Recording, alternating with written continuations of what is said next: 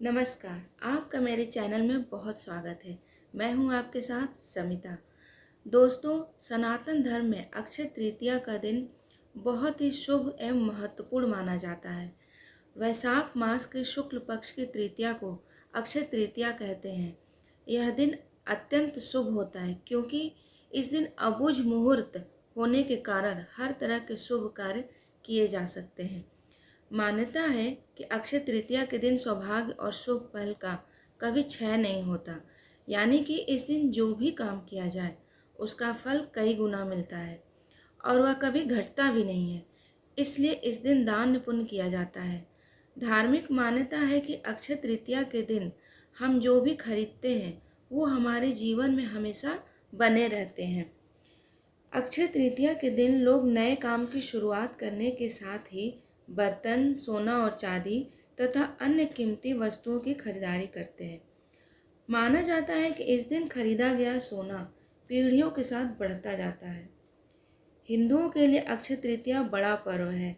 यह पर्व मुख्य रूप से श्री हरि विष्णु को समर्पित है। मान्यता है कि इसी दिन विष्णु जी के अवतार परशुराम जी धरती पर अवतरित हुए थे। यही वजह है कि अक्षय तृतीया को परशुराम के जन्म दिवस के रूप में भी मनाया जाता है।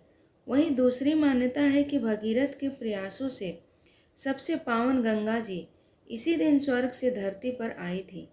यह दिन रसोई और भोजन की देवी अन्नपूर्णा का जन्मदिन भी माना जाता है। मान्यता है कि अक्षय तृतीया के दिन जो लोग विवाह करते हैं उनमें हमेशा प्रेम संबंध बना रहता है। अक्षय तृतीया के दिन भगवान विष्णु और लक्ष्मी जी की पूजा की जाती है।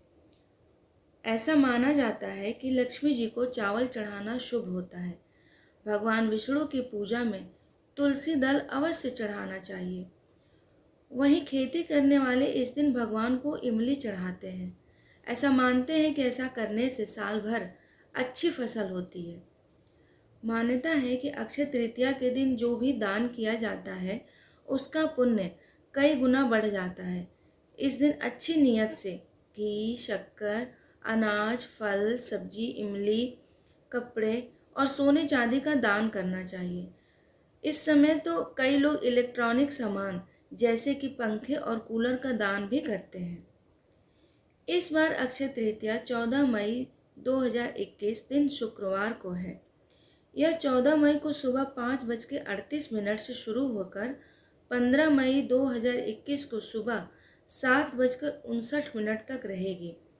इस समय आप सभी शुभ कार्य कर सकते हैं। अक्षय तृतीया के दिन पूजा कैसे करें? इसके लिए अक्षय तृतीया के दिन ब्रह्म मुहूर्त में उठ जाएं और नृत्य कार्य से निवृत्त होकर जल में गंगा जल मिलाकर स्नान कर लें। इसके बाद घर की पूजा स्थल पर एक चौकी लेकर उस पर गंगा जल छिड़के और उस पर लाल रंग का वस्त्र बिछाएं। वस्त्र बिछाने के बाद भगवान विष्णु और माता लक्ष्मी की मूर्ति या तस्वीर स्थापित करें।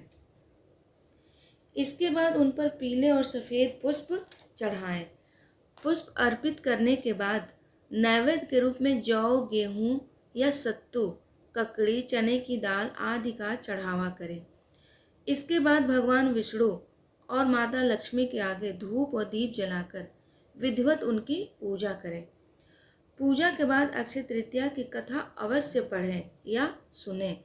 कथा सुनने के बाद धूप और दीप से भगवान विष्णु और माता लक्ष्मी की आरती उतारें। आरती करने के बाद उन्हें सफ़ेद रंग की मिठाई का भोग लगाएं। इस दिन किसी ब्राह्मण को भोजन अवश्य कराएं और उन्हें दक्षिणा देकर उनका आशीर्वाद प्राप्त करें। कथा। दोस्तों, अक्षय तृतीया के दिन दान, स्नान आदि के साथ हमें कथा सुनने का भी विशेष महत्व बताया गया है। माना जाता है कि यदि आप अक्षय तृतीया के दिन इस कथा का श्रवण करते हैं या फिर कथा आप किसी को सुनाते हैं तो भी आपको अक्षय पुण्य की प्राप्ति होती है। तो चलिए आपको हम वह बहुचर्चित कथा सुनाते हैं। पौराणिक मान्यताओं के अनुसार बहुत पुरानी बात है। धर्मदास नाम का एक व्यक्ति अपने परिवार के साथ एक गांव में रहता था। वह बहुत गरीब था। एक बार उसने अक्षय तृतीया का व्रत करने की सोची। स्नान करने के बाद उसने विधि पूर्वक भगवान विष्णु और माता लक्ष्मी की पूजा अर्चना की। इसके बाद उसने जौ, सत्तू, चावल, नमक, गेहूं, गुड़, घी और कपड़े ब्राह्मण को अर्पित कर दिए।